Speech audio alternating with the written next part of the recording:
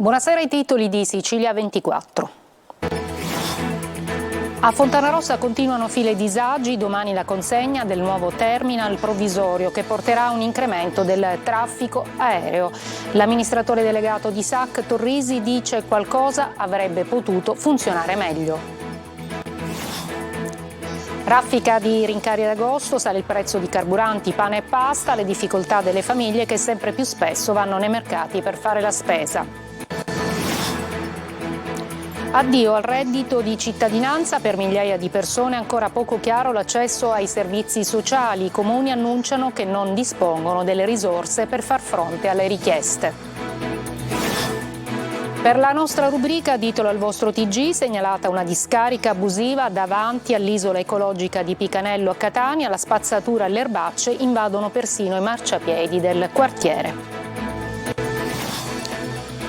A Catania da domani la mostra Estate con Agata, le opere dei giovani dell'Accademia delle Belle Arti dedicate alla patrona. L'arte di Leonardo nella Valle dei Templi di Agrigento, inaugurata la mostra curata da Vittorio Sgarbi che espone uno dei capolavori del genio italiano.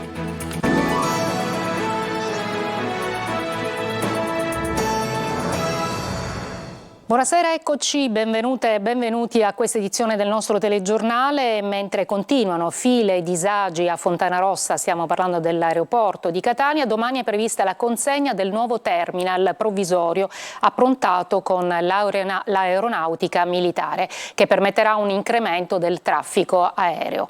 Sentiamo Roberta Lunghi. 31 voli dirottati oggi dall'aeroporto di Catania su altri scali siciliani, 17 su Trapani, 11 su Comiso, 3 su Palermo. Da 00:30 sono operative le navette in partenza davanti al Terminal C con destinazione verso gli altri scali dell'isola. Per il resto il traffico aereo su Fontanarossa, con 10 voli operativi l'ora, è destinato ad aumentare grazie alla consegna dal 2 agosto del terminal aggiuntivo provvisorio che la SAC ha approntato insieme all'aeronautica militare tra il Terminal C e il B, dotato di apparecchiature per il controllo dei bagagli da stiva e un varco security per i passeggeri e i bagagli a mano. Il nuovo terminal consentirà da mercoledì 3 agosto di aumentare i voli da e per Catania da 10 a 14 l'ora, in attesa degli step che porteranno comunque alla piena operatività legata alla riapertura del Terminal A. Continuano le lunghe file dei passeggeri sotto i gazebo allestiti per l'accesso, aiutati a combattere la calura dall'acqua fornita dalla Protezione Civile, con alcuni disagi che restano. Un megafono, non c'è un megafono, non c'è assolutamente. C'era gente che stava perdendo il volo per Madrid, messo alla fine. Questa è la SAC che deve interessarsi. Siamo in fila da 2 ore, ma ancora dobbiamo imbarcare i bagagli e poi fare il check-in. Vediamo, speriamo di farcela. Il problema è che c'è solo una persona addetta al check-in, ai controlli, manca il personale secondo me. Intanto prosegue l'iter per l'ottenimento delle autorizzazioni necessarie per riaprire al pubblico il Terminal A dopo la bonifica, il cui completamento, ad opera del personale altamente specializzato, dovrebbe avvenire nella giornata di domani.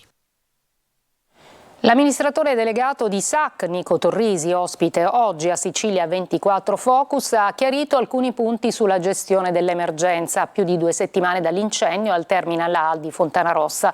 Per Torrisi sono state molte le responsabilità assunte da SAC nell'interesse del viaggiatore, anche se ammette che qualcosa avrebbe potuto funzionare meglio. Sentiamo.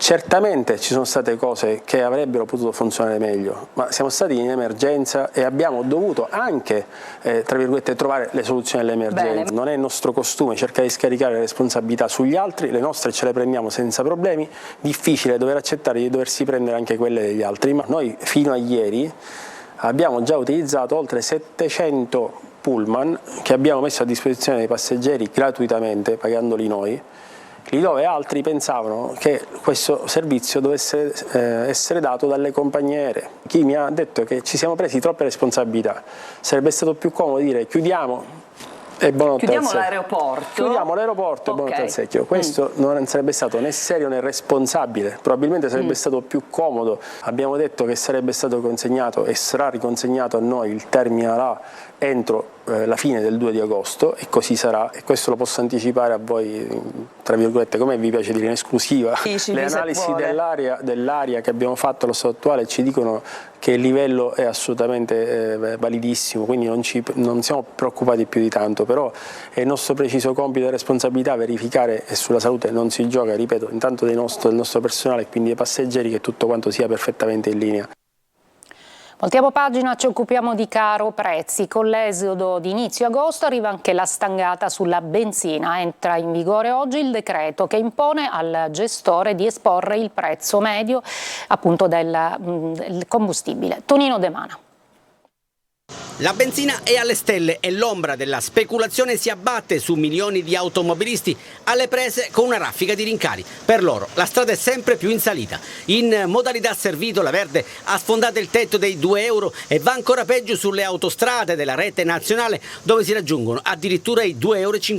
E mentre da oggi entra in vigore il decreto che impone ai gestori di esporre il prezzo medio, multe da 200 a 2000 euro con la contestuale sospensione dell'attività dopo 4 violazioni dell'obbligo, monta la rabbia degli automobilisti che puntano il dito sul presunto fenomeno speculativo legato alla concomitanza con l'esodo estivo. In buona sostanza, con l'aumentare degli spostamenti verso le località di villeggiatura, i prezzi di benzina e gasolio mostrano un trend che spesso ha poco a che fare con la legge di mercato sull'incontro della domanda e offerta. Lasciamo perdere che appena ho letto 1700 ho detto vabbè va, che cosa dobbiamo fare? Camminare a piedi di nuovo? Non posso andare più in vacanza, la benzina costa carissima e guarda caso durante l'esodo estivo aumenta sempre più. Come mai? Ho fatto un mente locale, da parecchi anni, ogni anno è così. Nei momenti topici aumenta tutto. Lei vede l'ombra della speculazione? Senz'altro. Oggi, dicevamo, scatta l'obbligo di esposizione del prezzo medio, ma la Figis nutre seri dubbi sul provvedimento che da solo non basta ad ottenere un effetto calmierante sui listini alla pompa. Dato che l'80% dei distributori di carburante oggi sono al di sotto del prezzo medio regionale, rischiamo che in questi giorni si allineino tutti in alto per avvicinarsi proprio a questo prezzo medio. Oltre al danno alla beffa, così in tanti sono costretti a rinunciare alle vacanze. Purtroppo con questo aumento della benzina non si può andare più in vacanza, però grazie a papà ormai sì. Ci pensa papà a mettersi la benzina? Papà a mettere la benzina. E vogliamo ringraziarlo? Grazie papà. E c'è anche il caro spesa per le famiglie siciliane, sempre più difficile con i rincari che segnano un più 10%. Tra discount e mercatini rionali, le strategie dei consumatori. Da Gela, Gerry Italia. Famiglie siciliane sempre più in lotta con l'aumento del costo della vita e la perdita di potere di acquisto. Con l'impennata dei prezzi degli ultimi mesi, più 10%, si cerca di risparmiare e per farlo spesso si interviene sul carrello della spesa. Stop ai prodotti di grandi marche. Per molti siciliani gli acquisti si fanno nei discount o, se possibile, nei mercati rionali, dove comunque tutto è più caro rispetto allo scorso anno. Le strategie sono diverse. C'è chi ad esempio acquista solo alimenti prossimi alla scadenza perché è sconto, altri invece cambiano ogni volta supermercato pur di inseguire le offerte. Anche un prezzemolo che prima ti regalavano adesso costa €1,20 €. Oddio, c'è sempre qualche risparmio perché compri tutto €1 e le famiglie un po' diciamo che hanno difficoltà con poca roba vestono i bambini, mentre al negozio ci vogliono dei soldi. Purtroppo è un'Italia che sta andando più indietro che avanti. È aumentato tutto quanto. Io abito in America e sono venuto qua per stare un mese qua, ma la vita è aumentata doppia. Costano di più qua i cose che in America. E qualche prezzo c'è un aumento giustamente, come tutti purtroppo. Qualcosina c'è sempre giustamente, se uno si fa il giro e magari controlla i prezzi trova qualcosa sempre di meno con lo stesso prodotto. Va.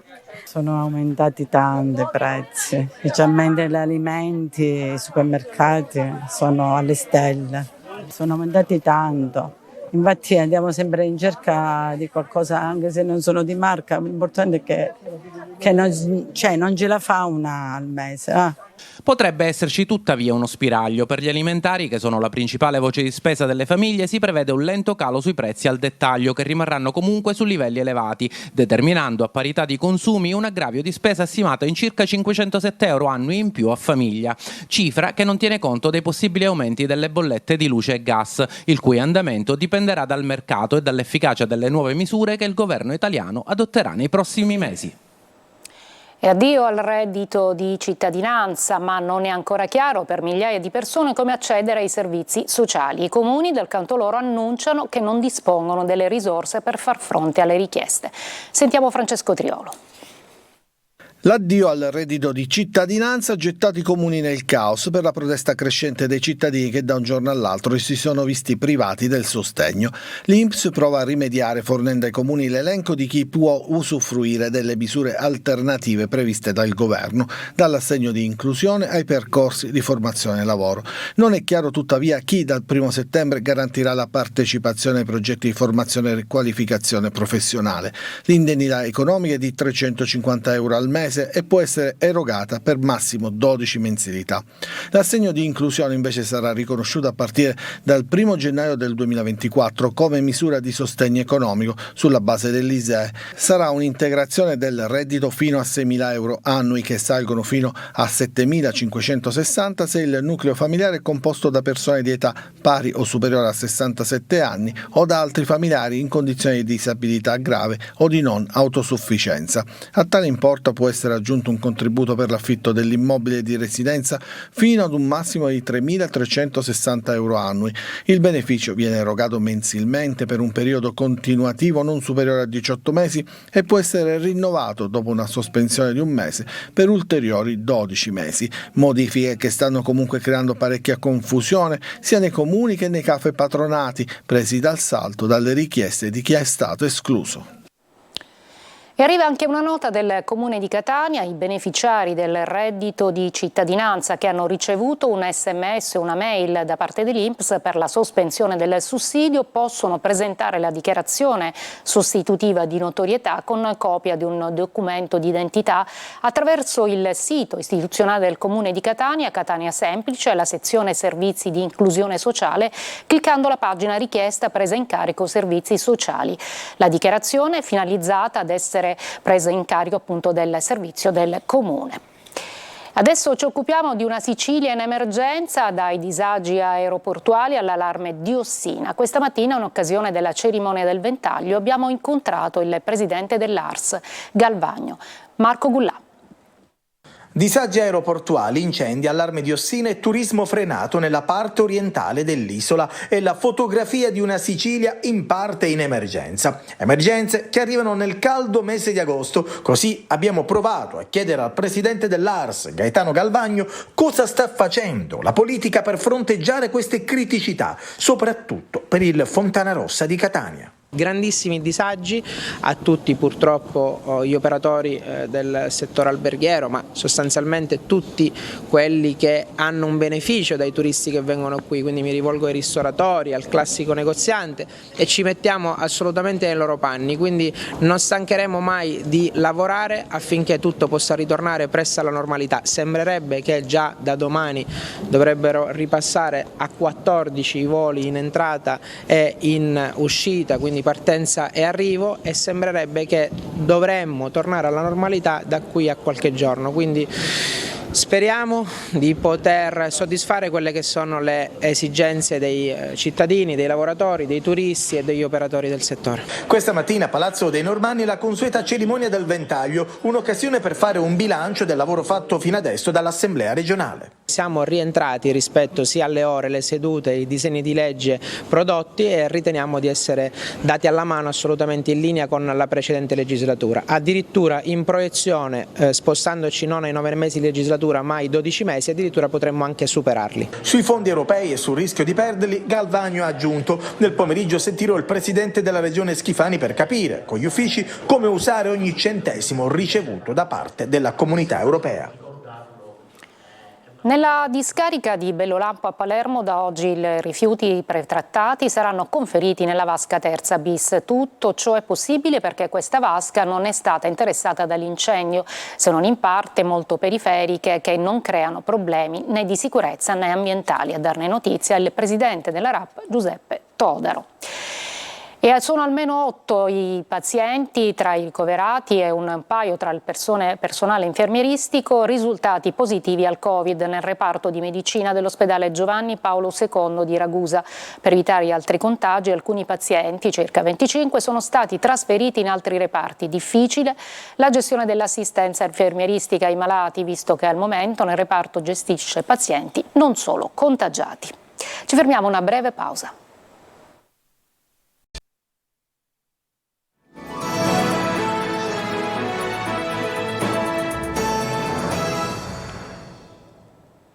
Arriva l'ok della Corte dei Conti di Palermo al piano di riequilibrio del Comune di Messina, una notizia importante per l'amministrazione comunale della città dello Stretto perché chiude un percorso di riallineamento dei conti del bilancio iniziato nel 2012 che ha visto 5 versioni diverse caratterizzate da tensioni politiche. Il maxipiano prevede il rientro dal debito che era di 550 milioni di euro. Voltiamo ancora pagina, un altro esempio dell'inciviltà che regna a Catania e che ci viene segnalato dai nostri telespettatori. Ce lo racconta Tonino De Mana. Non si riesce a leggere neanche il cartello degli orari di conferimento perché è ricoperto di spazzatura ed ingombranti, dove spiccano materassi e frigoriferi in abbandono. Sembra una discarica, in realtà è l'ingresso dell'isola ecologica di Picanello, una delle poche funzionanti a Catania. È l'ennesimo paradosso di una città che non riesce proprio a risollevarsi dall'emergenza rifiuti. Sono in tanti i telespettatori che si rivolgono alla nostra linea di WhatsApp 342 74 55 005 per denunciare storie di ordinario degrado, ma oltre alle telecamere più volte sollecitate come deterrente servirebbe un maggior senso civico. Questo qua accade quando l'isologia è chiusa, di più quando la domenica sera, il pomeriggio quando finiamo di lavorare alle ore 19, questo accade, l'indomani troviamo questo qua, questo paradosso. La gente purtroppo butta quello che vuole, senza, pur avendo le isole ecologiche che sono funzionanti, accade questo nella città di Catania. Numerose le segnalazioni che riceviamo da Picanello, sempre più terra di nessuno. Siamo in via Galatioto dove anche il marciapiede è irriconoscibile perché è praticamente ricoperto da enormi cespugli. Non vedete come è combinato qua. Quindi questo dovrebbero essere le autorità del comune di Catania a mandare gli spazzini a lavorare, quelli che invece non fanno niente. Lei è stato però abile a non scendere dal marciapiede. Certo, per evitare che ci sono le macchine che passano sempre e non guardano neanche i pedoni. Anche se lei attraversa, io ho avuto un incidente proprio sul marciapiede, mi hanno preso con il motorino, si immagina un po'. Qua siamo nel Bronzo, non è che siamo a Catania, siamo nel Bronzo, proprio un'indecenza enorme. Vi invitiamo a denunciare e segnalare, lo ricordiamo, potete scrivere al 342 74 55 005, vi daremo voce con la speranza di dare un contributo per migliorare Catania e la sua immagine. Una pausa pubblicitaria e poi torniamo in studio.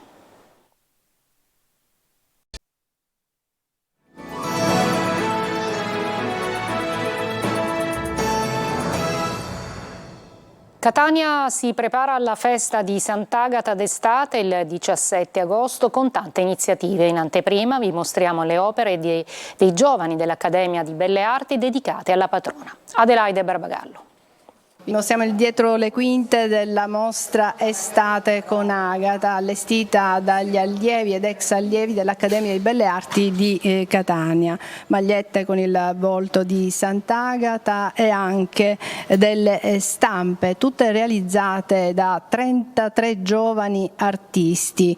Incrociamo Mariella Gennarino che ha ideato anche assieme ai docenti questa mostra, una mostra che coinvolge i giovani, del resto chi più di Agata, una martire ragazzina, può parlare al cuore dei giovani. Certo, assolutamente, Sant'Agata è una giovane donna, martire, coraggiosa, forte, determinata, da esempio per i giovani catanesi che hanno bisogno di essere incoraggiati. Il volto della martire catanese declinato in tanti modi. Ci sono anche delle stampe, le possiamo anche vedere, dove ci sono anche i simboli del martirio di Sant'Agata della città. Vediamo ad esempio questa maglietta, stiamo vedendo il busto reliquiario di Sant'Agata, l'elefantino, l'Etna, quindi qui ci sono proprio tutti i simboli della città di Catania e della sua patrona. E qui invece proprio il sentire del devoto catanese, estate e inverno sempre presenti, il busto reliquiario di Sant'Agata e poi i portatori del busto reliquiario anche del fercolo. Alla Galleria di Arte Contemporanea gli occhi di Agata, azzurri o marroni, ciascuno li immagina come vuole, in attesa di poter incrociare il 17 agosto il suo sguardo in Piazza Duomo, quando il busto reliquiario, dopo la messa delle 19, celebrata dall'arcivescovo Luigi Renna, sarà portato in processione. Voglio rassicurare chi mi chiede sempre dei fuochi. I fuochi ci saranno sia da Villa Pacini che dal porto. In città ancora una volta si farà festa ricordando il ritorno a Catania da Costantinopoli delle reliquie di Sant'Agata. Inaugurata a Villa Aurea nella Valle dei Templi ad Agrigento la mostra La bottega di Leonardo, la Vergine delle Rocce. Sentiamo Sardo. Ha preso vita nell'incantevole scenario della Valle dei Templi ad Agrigento la mostra La bottega di Leonardo, la Vergine delle Rocce. Un'occasione unica per gli appassionati d'arte e cultura che hanno l'opportunità di ammirare per la prima volta in Sicilia la celebre Vergine Cerami, una delle 3 versioni della Vergine delle Rocce di Leonardo da Vinci. Le altre 2 versioni sono esposte in modo permanente nel Musée du Louvre di Parigi e alla National Gallery di Londra. Ad Agrigento sono esposti anche 10 importanti dipinti degli allievi della bottega leonardesca. La mostra è stata curata da 2 illustri esperti, Nicola Barbatelli e Vittorio Sgarbi. La Vergine delle Rocce, le rocce sono ciò che Dio ha creato e Dio è nel bambino che sta dentro o a fianco della madre nelle rocce e quindi c'è qualcosa di profondamente ctonio, cioè proprio di originale, di assoluto e credo che questa sia la ragione per cui gli organizzatori hanno pensato a questa idea di affiancare a quelli che vengono per vedere l'origine della grande civiltà antica e specchiata nel Rinascimento nella figura di Leonardo. Tra l'altro io dei dipinti che ho visto qui, compreso quello che è evidentemente il più significativo, ho guardato con molta attenzione questo di Cesare da Sesto, che è un'opera dipinta su tela con un finto alabastro sul fondo e una qualità altissima. Il pubblico avrà l'opportunità di ammirare le opere anche in orario notturno durante il periodo estivo, prolungando la magia dell'arte fino a mezzanotte. È tutto per questa edizione di Sicilia 24, grazie per l'ascolto e buona serata.